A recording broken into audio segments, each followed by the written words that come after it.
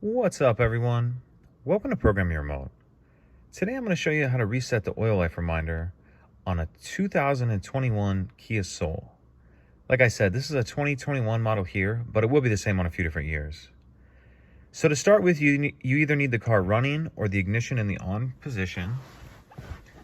Then we're going to come over here and we're going to press this information button.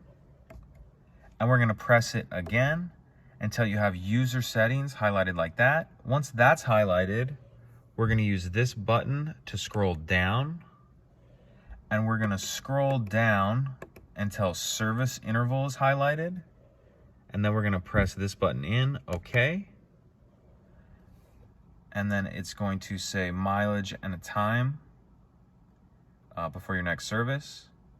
And then once you're on that screen, to reset it, we're going to press and hold down this OK button and keep holding it down until we get this message here. It says reset time and distance. We have yes highlighted, and then we'll click OK once the yes is highlighted. And as you can see there, it just reset it.